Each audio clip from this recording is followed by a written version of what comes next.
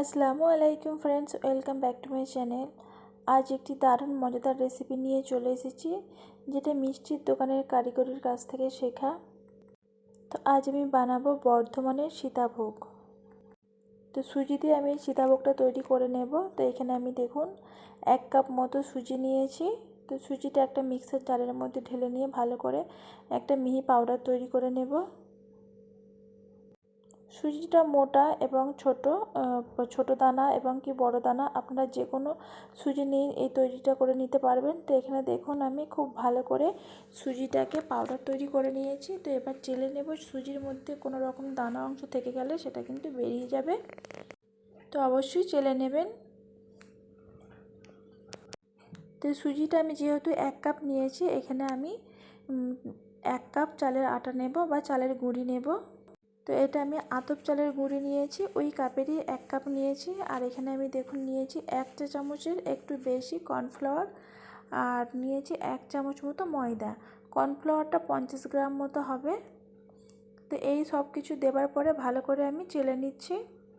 মাপটা অবশ্যই বুঝে দেবেন, আপনি যে পরিমাণে সীতাভোগটা তৈরি করবেন সেই হিসাবেই কিন্তু কম বেশি করে নেবেন সব ইনগ্রিডিয়েন্টসগুলোকে। তো এখানে দেখুন সব কিছু দেবার পরে এবার আমি হালকা হাতে মেখে নেব বা মিশিয়ে নেব। এবারে আমি অল্প অল্প পানি দিয়ে একটা ডো তৈরি করে নেব। যেহেতু এটা আমি সীতাভোগটা তৈরি করব, সীতাভোগের ছাঁচ ছাড়াই তৈরি করব, তো এই ডোটা একটু নরম রাখবো। তো একবারে পানিটা আমি দেবো না, অল্প অল্প পানি দিয়ে তৈরি করে নেব। একবারে পানিটা দিতে গেলে দেখবেন নরম হয়ে যাবে। তো আমি এখানে ডোটা দেখুন এইভাবে তৈরি করেছি। যেহেতু আমি একটা প্লাস্টিকের বোতলের মধ্যে আমি এই সীতাভোগের শেপটা দিয়ে নেব। তো এইভাবে আমি 10 মিনিট রেখে দিলাম। আর তার সাথেই কিন্তু আমি বানিয়ে নিচ্ছি চিনির সিরা। তো এখানে চিনির সিরাটা কোনো রকম তার 1 তার 2 তার এইভাবে মোটা হবে না, একদম পাতলাই থাকবে। যেহেতু আমি 1.5 কাপ চিনি দিয়েছি, আর এখানে আমি 2 থেকে 3 কাপ মতো পানি দিয়েছি, আর ফ্লেভারের জন্য আমি 2টা এলাইচি দিয়ে দিলাম। তো এবারে আমি চিনির সিরাটা তৈরি করে নেব। চিনির সিরাটা সবাই তৈরি করে নিতে পারবে খুব সহজেই।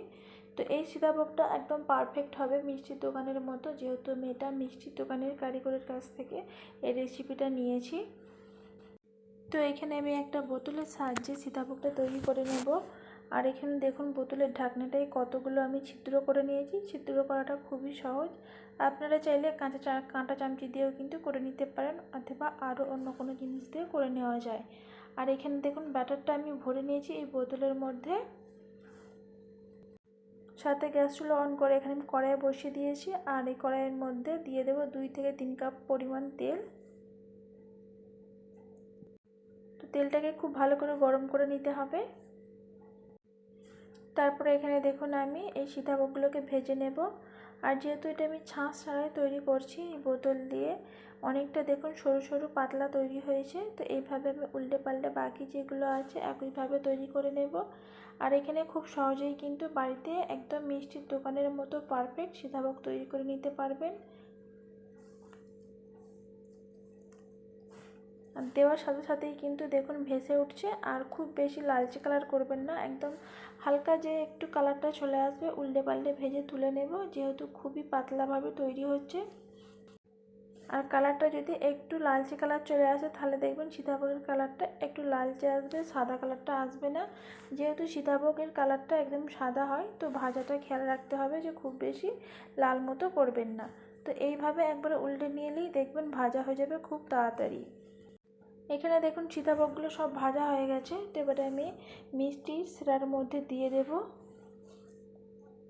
আর এই সীতাভোগটা ভাজতে খুব বেশি সময় লাগে না, অল্প সময়ের মধ্যেই হয়ে যাবে। তো যেহেতু এটা গোল গোল একটা চ্যাপ্টা বড় জায়গায় লাগবে, তো আমি এই কড়াইয়ের মধ্যেই তৈরি করে নিচ্ছি। এবার দেখুন দেওয়ার সাথে সাথেই কিন্তু চিনির সিরাটা টানতে শুরু করে দিয়েছে। আর চিনির সিরাটা হালকা গরম রেখে দেবেন। হালকা গরম থাকলে তবেই দেখবেন চিনির মধ্যে এই সীতাভোগের মধ্যে খুব সুন্দরভাবে টেনে নেবে রসটা।